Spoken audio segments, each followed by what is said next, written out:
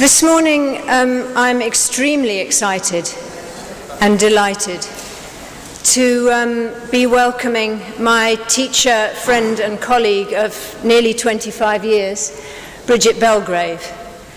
I first met Bridget in 1980 when I went to a workshop that was about learning juggling with the principles of the Alexander technique. She had just qualified from a training course with Paul and Betty Collins, and I think there are at least 4 or 5 people who trained with her here.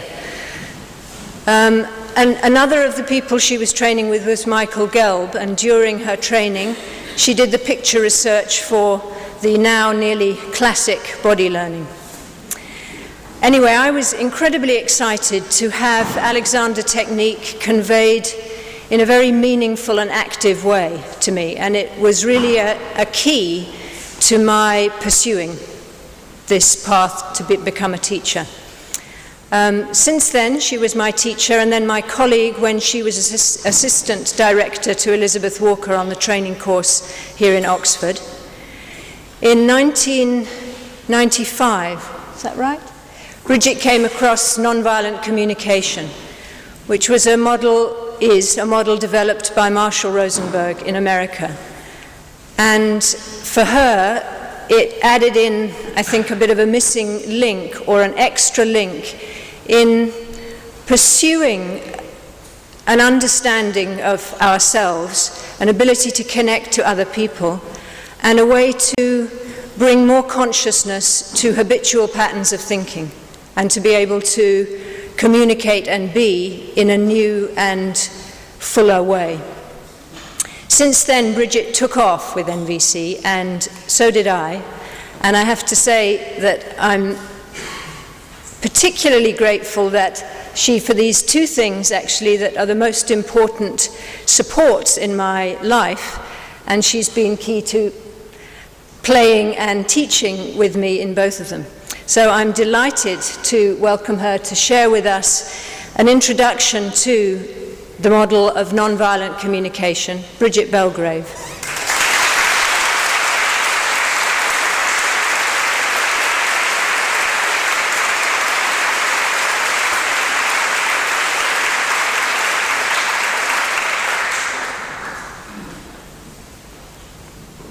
Hello. It's extraordinarily special for me to be here for a number of reasons.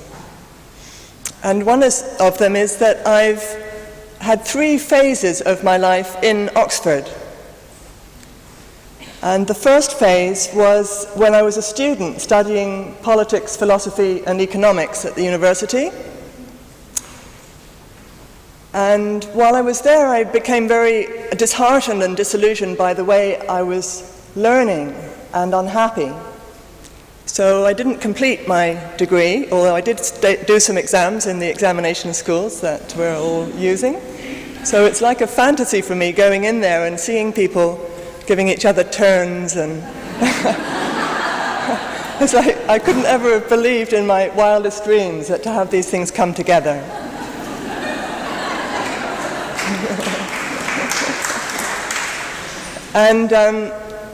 And then, of course, there's this other layer now, because not only am I reconnecting and seeing people, as Duncan sitting there, who I met in 1974 or something like that, people I met so long ago and spent such close and deep time with, and also meeting new people, but having the opportunity to share with you the work that I've come across and been putting my life energy into in the last 8 years or so.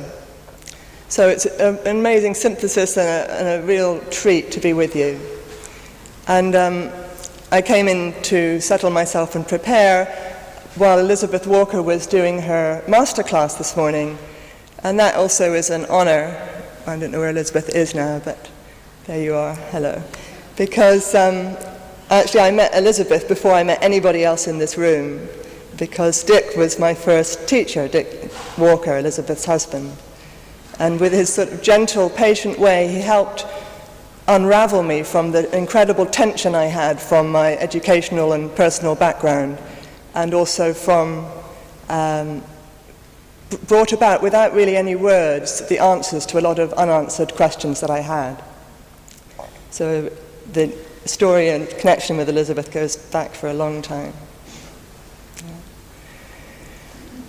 My only temptation is to talk for about 4 hours, so I'm going to need to keep moving now. I've got myself some notes here, which I'm going to refer to, and some of the time there'll be slides on the screen.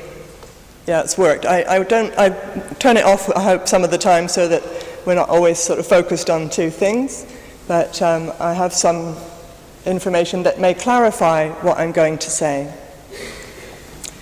Are people able to hear me fine in the room? Yeah, okay. If I wander off, let me know.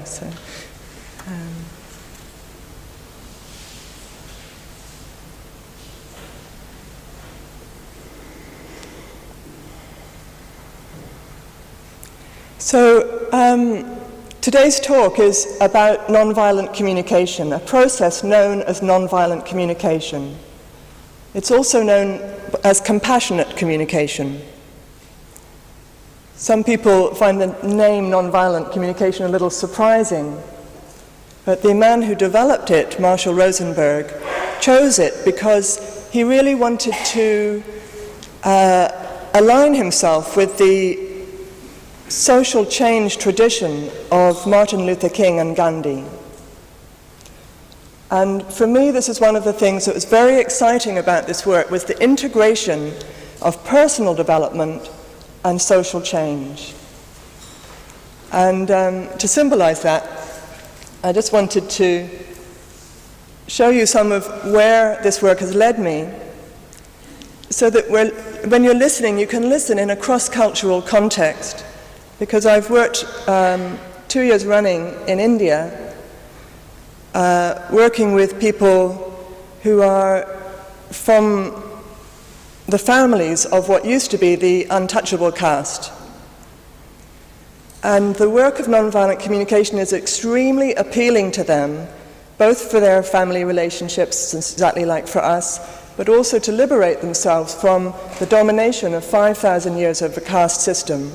Both externally, how to interact with people without creating more violence to free themselves, and also internally, because you internalize a certain kind of thinking when you've been in that role for a long time. So I hope you'll see as we go on how this work helps people to free themselves from internalized domination as well as externalized, if you like. But I'd invite you to wonder for a minute about what this process that we're going to explore together might be. And I'd like you to wonder if it turned out that nonviolent communication is something that brought you something that you needed or wanted in your life, or increased a capacity that you have. If it turned out that this work offered that to you, what is it that you would learn or increase your ability to do? So just wonder for a moment, if you would, about that.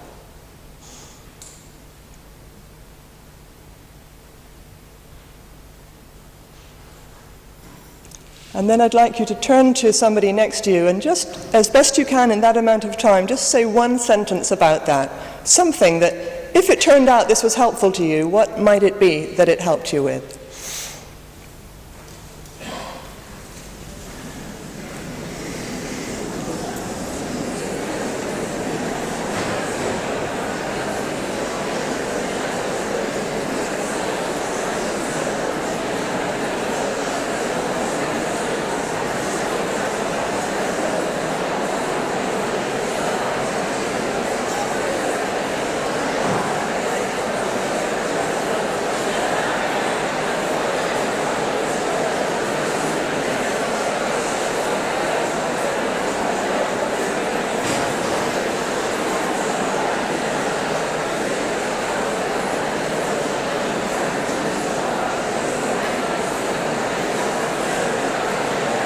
Okay, thank you.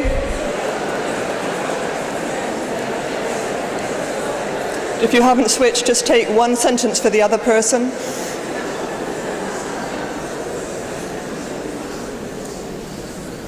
hard to do one sentence, I know.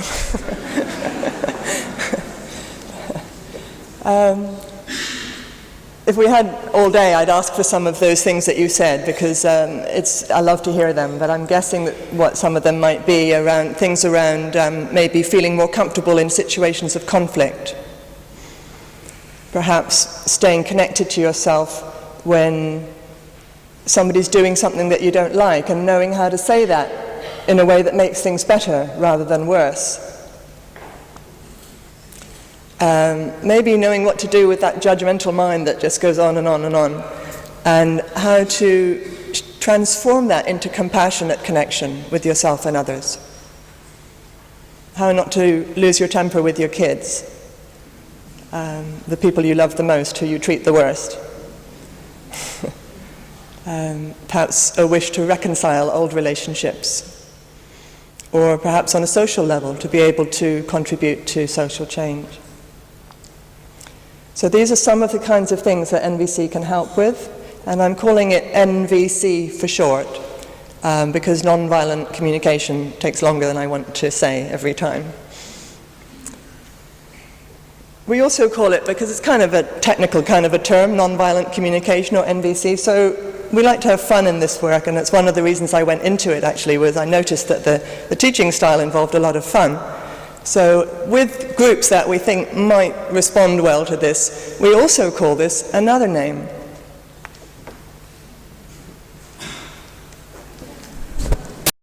We call it giraffe language.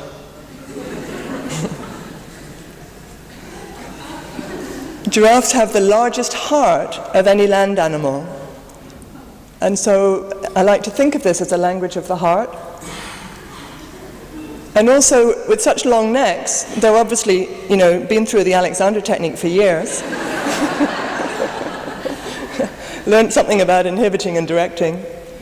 And what's more, as well as seeing what's going on immediately, they have a long-distance view, so that the ability to communicate in a way that not only works in the short term, but actually enhances the quality of relationship over time is very important from this perspective. But don't get the idea that giraffes are all soft and nice and kind and sweet. This work is about being very strong and also sticking your neck out and being honest when it's difficult. And I rather like the fact I've heard that giraffes can kill a lion with one kick. So it helped me to understand that in NVC, when force is needed, we try and be conscious that it's coming out of an intention of protection rather than punishment. Protective use of force rather than punitive use of force. So although the work is called Nonviolent Communication, we do see the places where somebody might choose to use force and be with their intention. Someone has their hand raised.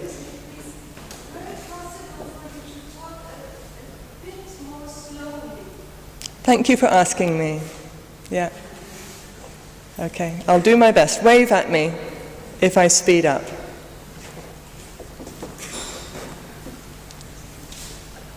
So what I'd like to do is tell you a little bit about the background of the work, just briefly, how it's being used now. Oop, I went fast. How it's being used now, and most important probably for you is what is the NVC process and how might you apply it. I'll be overviewing that in the time we have. The learning process takes a little longer. But you'll probably pick up something you could try out straight away. I'm really intrigued how this work, as well as the other work I love so much, the Alexander work, both were started by one individual who, it seems to me, identified a life-defining question. So we know about Alexander's discovery and the key question he asked himself, to which he then dedicated his years of self-observation. NVC was developed by a man called Marshall Rosenberg, who, when he was 8 years old in the 1940s, moved to Detroit, where the very serious race riots were going on at the time. The combination of seeing and knowing about people in the local streets where he was being killed on account of their race, being beaten up himself at school on account of his race, and coming home to a family where a paralyzed grandmother was being cared for lovingly and with joy, left him completely baffled. And he identified a question, which was, why is it that some people enjoy being compassionate, and some people seem to enjoy being violent? He noticed the people beating him up smiled. So this confused him as an 8-year-old. And this led him through his life studying psychology. He became a clinical psychologist. But he wasn't satisfied because he was also interested in the social dimension of people being out of balance in themselves. And so he wanted to find an educative way to help people heal rather than a remedial way and using drugs. And so in the late 50s and early 60s, he actually quit his work and worked as a taxi driver while he worked out the process that's now known as NVC. And many years later, we now have trainers on every continent around the world working with people from all walks of life. And we're working in prisons, in schools, in businesses, in healthcare, in really every situation with families, with couples, pretty much everything I can think of, monasteries, and so on. And what are we doing? Well, we're doing a very simple teaching process that is simple to teach and hard to do. So we're helping people to change fundamental habits of communication.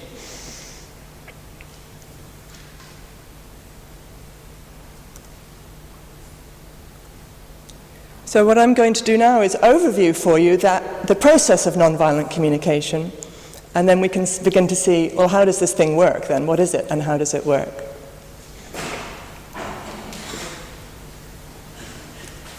So the whole process is focused around human needs, universal human needs.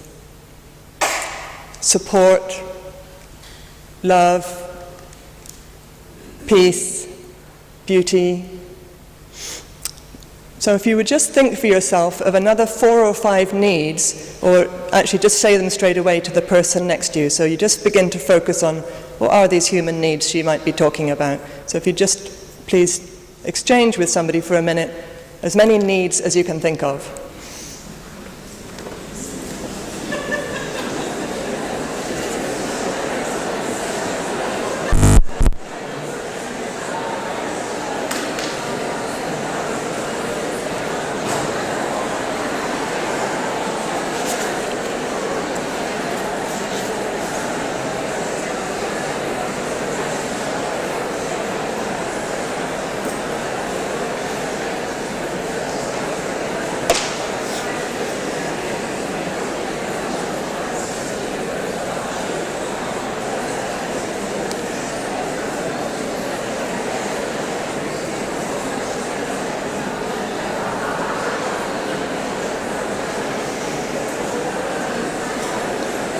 Okay, thank you. That's probably quite a lot of needs already.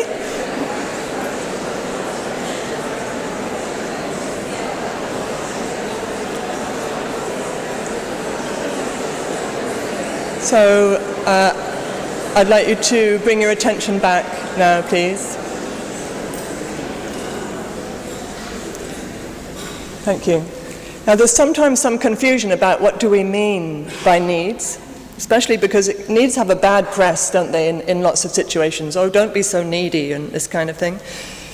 Or how do you know what you really need? These sort of questions come up in our training a lot. So what we're talking about are universal human needs, which are like qualities of life that keep people going. You know, when you've got the love you need, it keeps you going. Too fast. When you've got the love you need, it keeps you going. Thank you. And we distinguish those from the strategies to meet the needs, which might be, would you come and live with me? I want you to live with me. And I'm just distinguishing that because we often use the word need for both. So I might say, but I need you to live with me. Once you learn to distinguish the strategies from the needs, a lot of things free up. So here I'm talking about the universal essences of needs, including physical needs as well.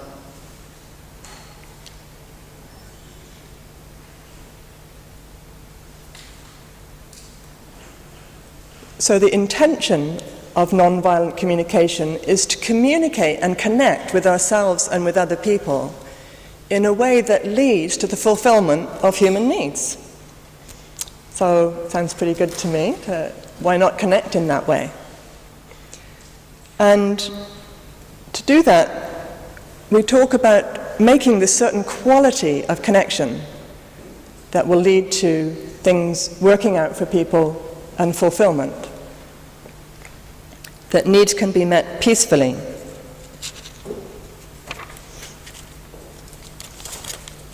In order to do that, what are you going to do in your communication that increases the likelihood that that will happen? So, how you focus your attention makes a huge difference. And this is one of the reasons I got interested in this work, because of my experience from Alexander work of realizing I could focus my attention in different ways and produce remarkably different results. So focusing my attention in the present, something I'd already been working with. And I discovered that I wasn't that good at it when I was communicating with people, and I had a lot more learning to do. So I'm grateful to Marshall for outlining how to do this. So I'd read lots of books about be present with people, but I didn't really know how to do that.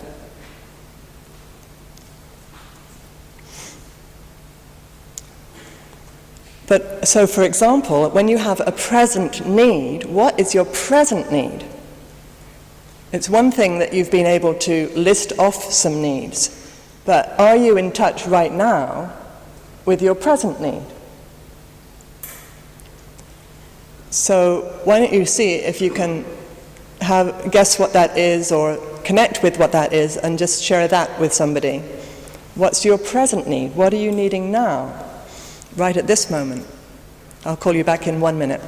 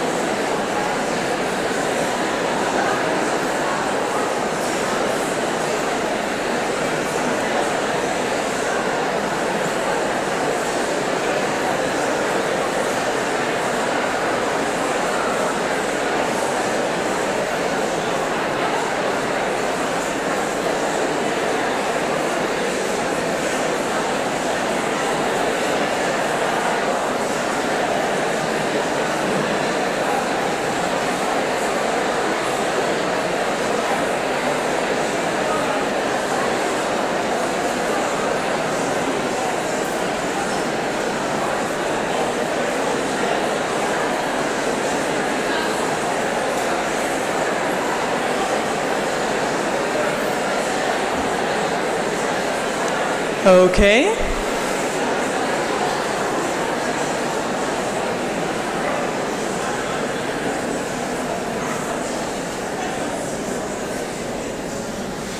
So if I make some guesses, I would imagine some people it might be physical needs, like I could do with some rest, or some air, or some water, that kind of thing. Some people, present need might be being met. It might be a need to learn something useful to you. Or if that need's not being met at the moment, that also could be the present need that's agitating you, if you find yourself wandering off and thinking, oh my God, I wish I'd done something else for this hour. Maybe your need to use your time in a way that's meaningful for you is not being met. So there could be a whole range of needs alive in people at this moment.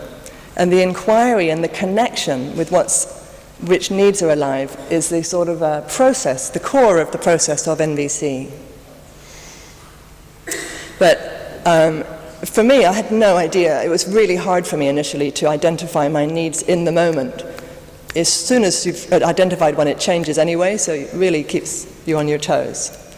But I've discovered there's a clue to my needs, which is my feelings. Now, I had managed to get in touch with my feelings before I learned NVC, although that took me quite a number of years. But I didn't know about the connection so consciously between the two. So to illustrate the connection, I'd like you to imagine that you have a need for honesty in a certain situation. You know, it's just a moment where you just wish someone would be really straight with you about something.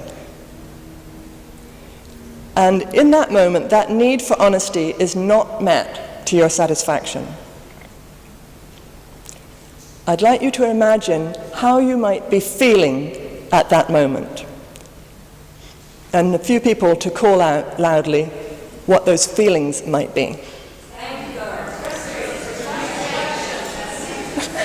Oh, it's scary just to hear the words. Anger, frustration, any other ones? Irritation? Sorry?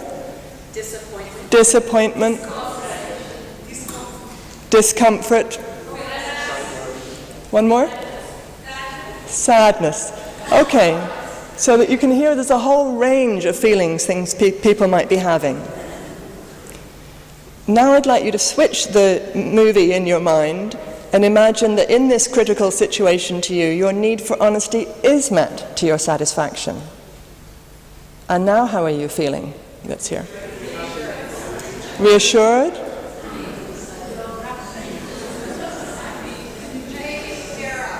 Taken care of?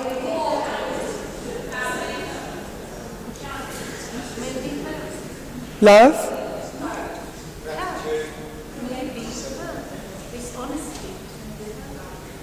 I'm sorry, I can't hear what you're saying. H-U-R-T. Hurt. You might feel hurt, yes? Exactly. Yeah. So there's a whole range of feelings you might be feeling. Probably people said relieved, happy, calmer, different things like that. So what you might have noticed that on the whole, the feelings when the need wasn't met are uncomfortable kinds of feelings, anger, frustration, irritation, etc. And what I used to call negative feelings sometimes, but now I would never call them that because they're so helpful. Any feeling that's uncomfortable tells me a need of mine is not being met. I don't know yet which need, but I've got a signal going to consider which need is not being met now that I'm angry, now that I'm irritated, now that I'm uncomfortable, now that I'm sad. And you'll see that the feeling doesn't tell you which need because there's a load of different feelings here from the one need. So there's further inquiry to do when we're connected to our feelings to really understand the root of that, which is the need. And then the other side, most of the feelings when the need was met were enjoyable feelings. In this example with honesty, yeah, sometimes it's hurt or scared or, other things can happen, which is based on not being sure some other need is met, probably by what you hear. So, too fast? Thank you. Would you like me to say that last bit again? Yeah. So when the needs are positive, when the needs are met, rather, you might experience feelings that sometimes are called positive feelings. Although like the warmth, if your need for honesty is met, relief, joy, calm. But with this example, you might also feel, someone at the front suggested she feels hurt. And I'm saying that if you have a painful feeling, that is probably coming because another need you're worried isn't being met when you hear the honest information. So generally speaking, when you experience an enjoyable feeling, you can trust that some need is being met. If right now you feel interested or intrigued, it's likely that your need for information that's meaningful for you is being met. And so far I've talked about connecting to ourselves and knowing what's going on with us. But this work is enormously also about listening and receiving others non-verbally. So as I look around, I already have a pretty strong sense of the ratio of met needs to unmet needs in the room. Do you see? Because if people are looking somewhat interested, I know at least one need is being met. If half the people's heads were lolling and they were bored, I would make some guesses about the needs that were not met. I know this is incredibly fundamental and basic, but I'm just spelling it out in order that you see the kind of structure and anatomy of this process. There's something else that's connected to our present needs, which is what are we noticing with our eyes and ears, which in this work we call observations. So in this work, observations refers to the outer information. When I put those three together, you know how I am. So if I say, well, standing here in Oxford Town Hall with all of you, looking at you, seeing you looking this way, that's my observation. I could add a few more facts, at 12:30 on Wednesday. I'm feeling awe. I think I'm feeling awe. If you don't know what awe means, it's like wonder and joy sort of mixed together. Because my need for having an opportunity to share something that's important to me is being met. You see? Clunk, clunk, clunk. That's what we would call classical giraffe language. A, B, C. Observation, feeling, need. Okay? When people learn the process, we hope that they end up speaking colloquial giraffe language, where you wouldn't spot the process. You wouldn't know they'd been on a workshop, for example. But in any learning process, the discipline of the classical helps us change the habits that we have. But I said earlier that this process is actually about meeting needs, not just identifying them. So there's a fourth ingredient, which is the requests that we make to each other to fulfill the needs that we have presently unfulfilled. This is where it takes a lot of creativity and courage to think of what we want to meet this need right now, in the present, that's doable, and invite somebody to do it for us without demanding. All of that takes some shifting of our thinking. So if I say, well, but I want, right now I need to understand you, Bridget, so would you speak slower, please? Okay, that would be a need to understand, and speak slower would be the request. And each time I wave my hand, would you please speak slower? So far that's a request, but if I still don't speak as slowly as you would like, and you start to find yourself getting more and more angry with me, you'll probably find that it was a demand and not a request, that you weren't open to me not managing to meet your need for you. So we make a distinction between demands and requests based on how you react when the person doesn't cooperate with your wishes. And we'll see how that works later on. If you react punitively, you've slipped out of the energy that this work is intended to convey, which is one of compassionate connection and respecting everybody. This makes sense so far? You all right? And how are we doing for pace? Is this enough information per minute or too much? Or yeah, good? Okay for pace? It's extremely difficult for me to tell about pace while I'm standing here. And also I love to write interactively, but I don't quite know how to do that to ask individual people I can't hear, so I'm just going by feel more. So pace is all right for now. Yeah, okay, thank you. And speed of speech? Getting better, isn't it? Okay.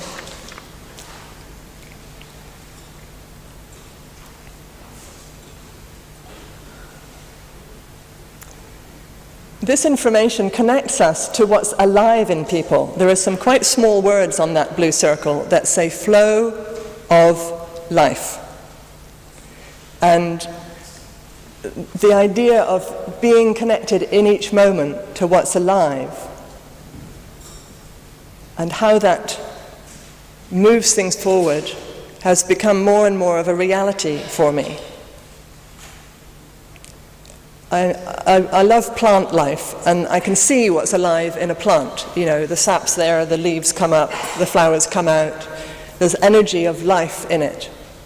And I'm often amazed at the intricate and ready, present order in life when it's allowed its own way.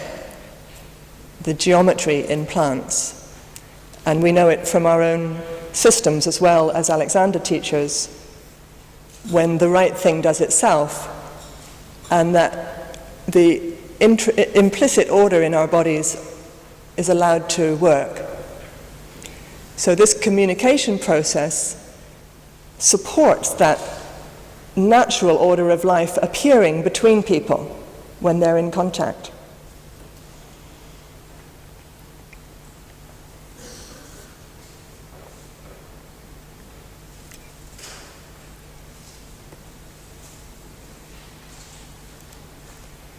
So this was a delight for me to know how to focus, or that I could focus on this information and that it might make things better. And as I've tried it out, it often has.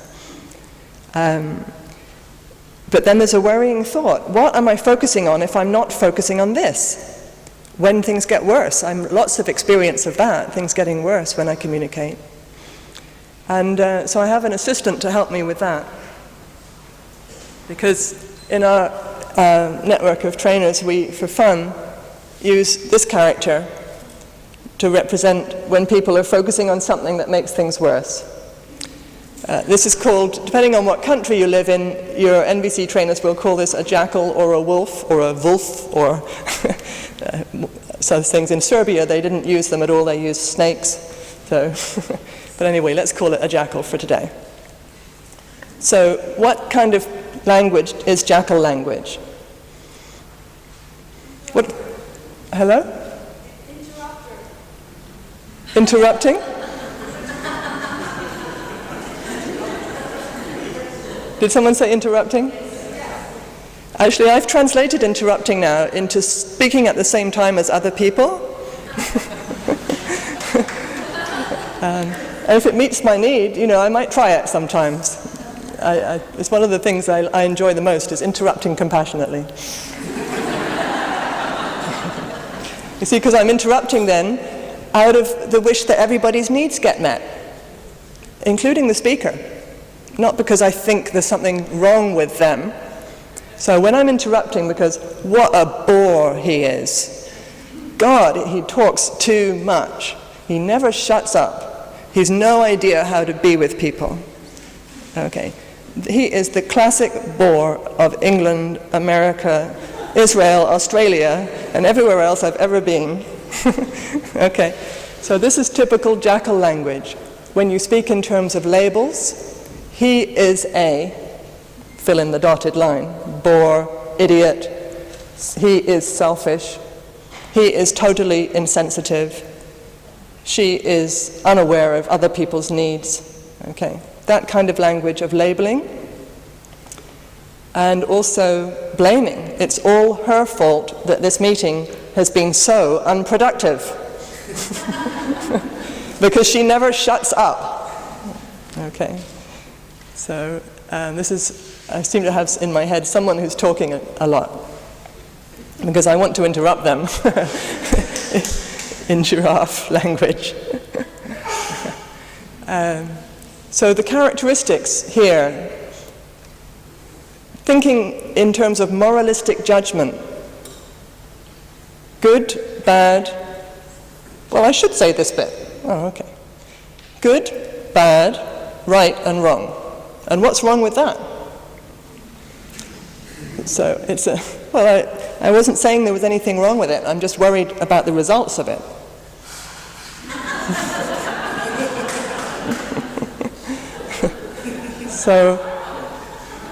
But obviously you think, I'm stupid for communicating that way.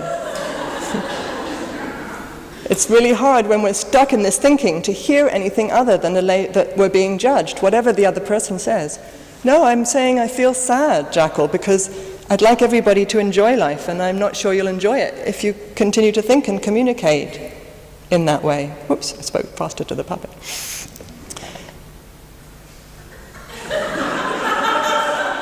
So then there's something wrong with me. I'm going to have a terrible life. I'm never going to be happy. Anyway, it's not my fault. My parents were jackals too. How could I learn anything else?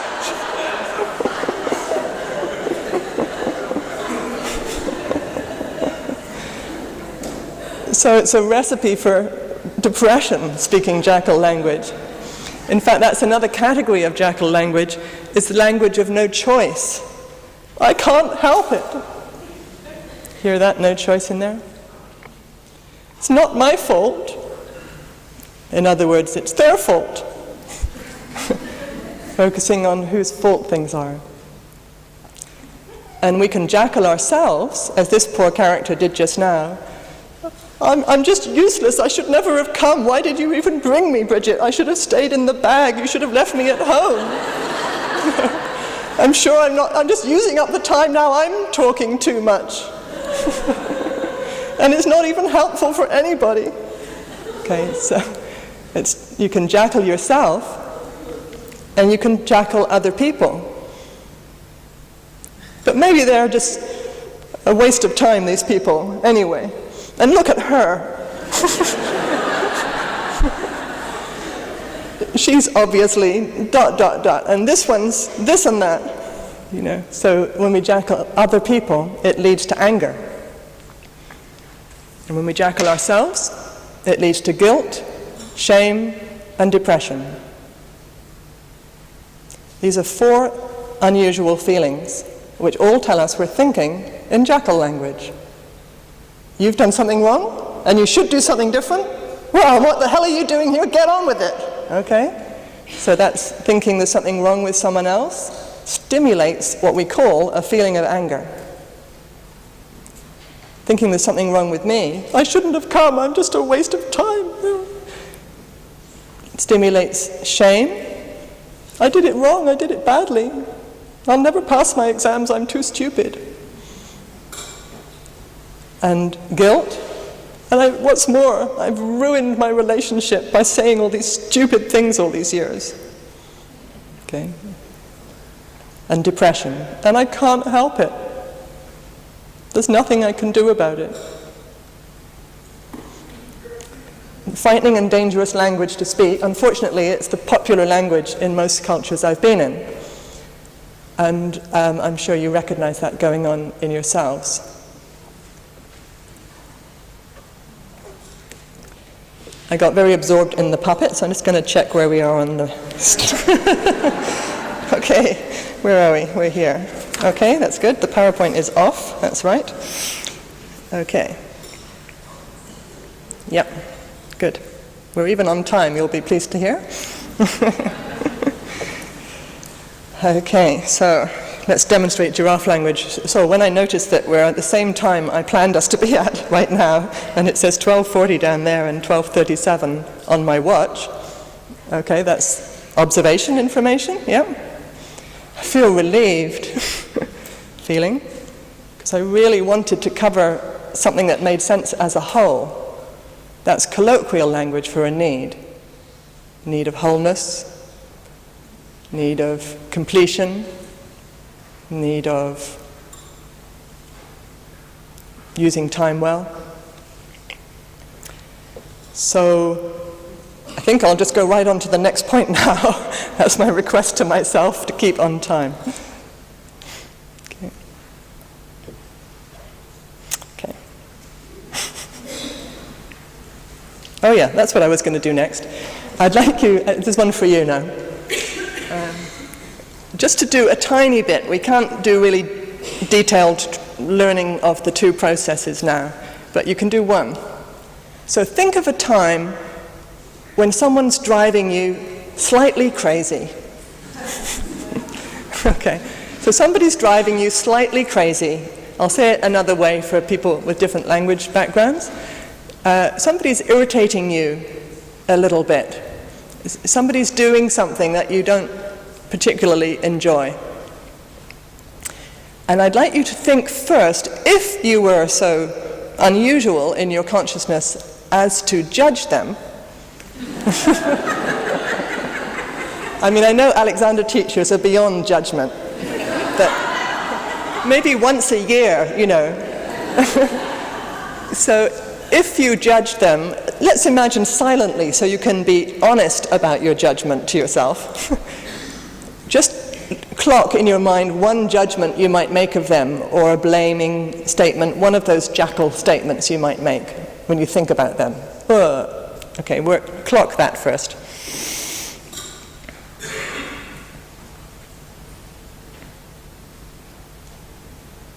Okay, everybody got one?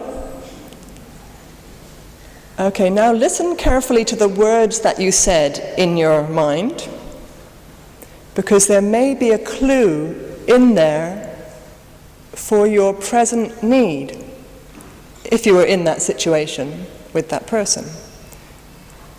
Even if there isn't a clue, see if you can connect to what need are you finding it hard to meet with that person. Okay.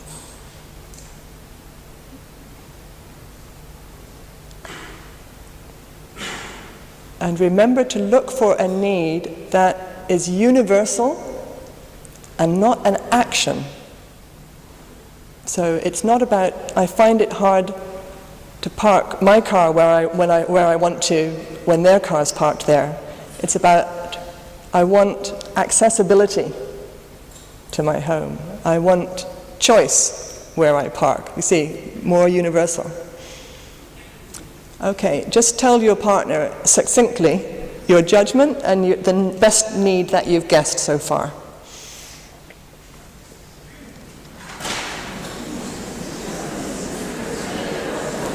You don't need to tell them the story, just the judgment and the need.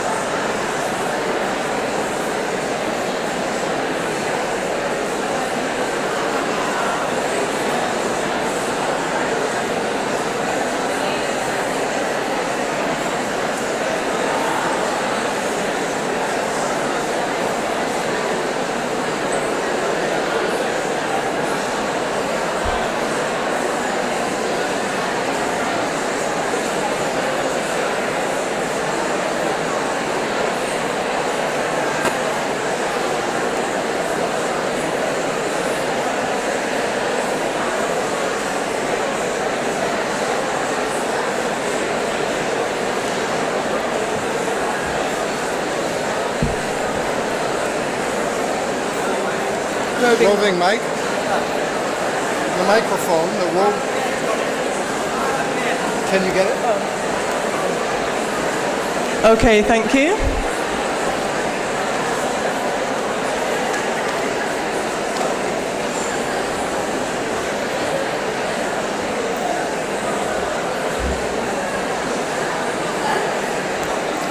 So let's come back together now, please, so we can keep on track and complete.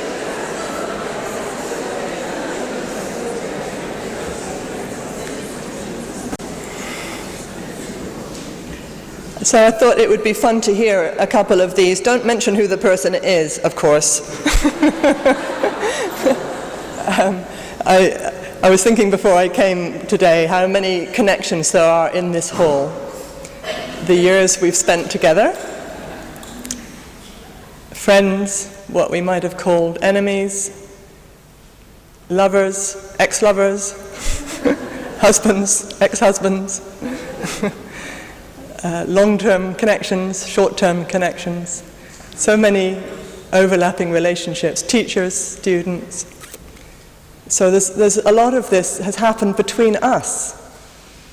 A lot of the longing to connect and not always knowing how. So it's possible you thought of someone in this room who drives you slightly crazy. But for the examples right now, I'd prefer you just to say the judgment and the need without mentioning any story or people. So let's hear one or two. We've got a roving mic so that hopefully we can hear a few examples from the floor. Here's one here, in the middle. Oh, you're so unaware, and we need to actually be understood. Thank you. You're so unaware. And what I'm needing is to be understood. I don't know if you notice how saying you're so unaware is not likely to increase the chances of being understood. So this language is more likely to fulfill what you want. It's just this is a habit. Okay, another one.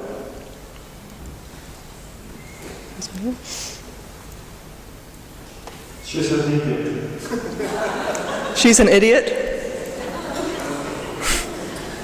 The need fairness. Fairness. Yeah. So again, saying someone's an idiot, is that likely to get you the fairness you want? Another one?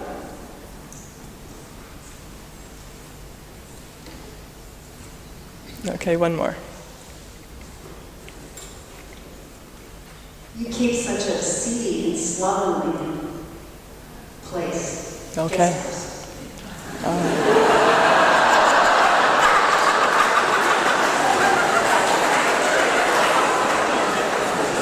What a slovenly place you keep. For a safe and orderly environment. Yeah. God, I just long for, what was the first word? Safe? Seedy, slovenly. No, in the need. Safety. Safety, yeah. So, what a slovenly place you keep. So, in other language, God, you're such a messy person. You know, this is a slum. This is just terrible. Did you say get out at the end of that? Yeah, okay. And then the need, I'm going to use colloquial language because I get tired of using the word need all the time. Now I focus on need so much, I'd be saying need every other word, so I've developed a lot of colloquial ways. I'm longing for some order and some safety around here. You know, observation. When I see 4 or 5 objects across the floor, feeling, I feel worried and scared. Need, I want to be safe in my own home. Request, would you put the objects to the side of the room, please? Preferably on the shelves, but at least to the side.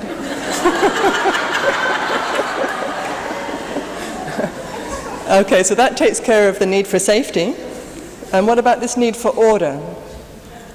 The need for order has a bad press among all the messy people in the world like me. So I've had to really work to hear this as a beautiful human universal need. It's really hard for me not to judge it. But two things help me. One is looking at plants again and the beauty of order. That for me, there's beauty. There's a kind of beauty in order. And the other thing is freshness. You know, I just like things to be fresh. You know, I don't like seeing last week's plates on the floor. You know? So whatever order means for you. Yeah. Okay, so that gives you perhaps a little flavor of the transforming moment when you catch your judgment and you go to your needs. And that all takes place, because you're connecting with yourself, silently. So you're in touch with the flow of life, but you're including awareness of your judgment, holding it silently and transforming it into life-connected information, observations, feelings, needs, requests. Once it's transformed, you might choose to express that to somebody. If you've been scared of conflict, it'll still be a little scary to express it. So you need to also develop skills in how to receive what comes back. Because even if we express ourselves in pure giraffe language, you know, seeing last week's plates on the floor and your roller skates and skateboard across the living room floor, feeling scared and also quite pissed off because I want safety and I want order and freshness in my house. So would you put the things to the side? Oh, grow up, get a life, you're always just fussing about everything. Okay. It doesn't necessarily mean it happens straight away. But your intention is to form a certain quality of connection, not to get your way, if you're remembering to look at the longer view, that you want a quality of connection with this person who might be your son. In 5 years, in 10 years, you want him to like you and want to come and visit you. You know? So you want to have respect there between you. So would you be willing to put them to the side? No, you know, it's so boring, nobody else has to clear up. You're just the fussiest mum in town. So I just want to demonstrate once the receiving mode, which is to focus on what's in someone's heart, not what's coming out of their mouth. So that all the apparent things we might have called criticisms or insults just fly past. And we focus on the feelings and the needs, especially. Oh, Mum, get a life. You're the fussiest mum in town. Ooh. So are you feeling annoyed and you want to be free to live the way you like? Yeah, you know, it's just tiresome. I mean, why tidy up? You can see the skateboard, just don't tread on it. So you're feeling a bit impatient and you wish that I'd bring my awareness and meet my need for safety that way. Exactly. I mean, you haven't broken your leg yet. You've survived me for 12 years. So you're just wanting to trust that we'll all be okay with the things as they are. Yeah. Okay. Receiving does not mean agreeing. Luckily. So people often are afraid to receive because they're worried they'll be interpreted as agreeing. So now I've received, I'm going to change modes back to expressing. You see, I'm going round the circle. Okay. I'm glad to understand that that's what's important to you. I'd still like, I don't know, I like a sort of ability to let go at home. Colloquial for a need. And that's helped for me if I'm not worrying about where I put my feet. So, can you just tell me what you heard my need was in that? Oh, don't use that workshop language, Mum.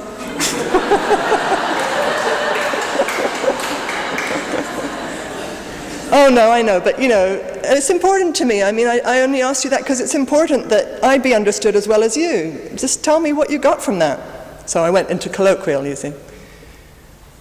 Well, I don't know, you just want to slop around at home. Exactly. Oh, okay. So, we may have got willing cooperation there, I'm not quite sure yet. But that's the goal with nonviolent communication, that you're seeking willing cooperation. Now, to have your willing cooperation, I'm going to need to complete now, or else you're going to want to walk out of the room, and you'll only be staying here out of a sense of duty and obligation rather than willingness. So try and meet your needs too. But we have got there. This is the overview, and you can see those 3 different modes. And the fluency of NVC comes as you develop skills in the 4 ingredients of observation, feeling, need, and request in each of the 3 modes. The trainings that we do, like in 2 days, you can pretty much cover the basics of those skills. Fluency in nonviolent communication takes people several years, usually, full fluency. But like learning any foreign language, if you learn for a weekend Chinese or Russian or some language completely foreign to you, and then you go to that country, people's hearts will open, they'll invite you into their homes for tea, things will happen you never expected. So I'm really struck how this work makes a change immediately, and also takes a long time. Like Alexander work, it's simple, it's deep, you can hear the same thing for years on end and still grow through it.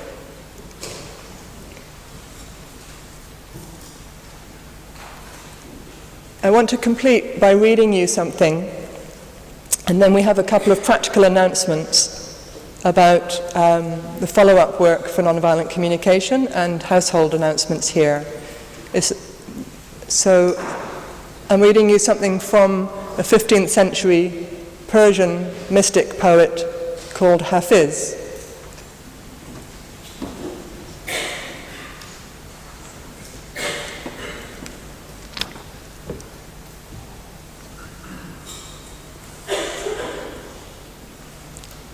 This is no longer a courtroom anymore.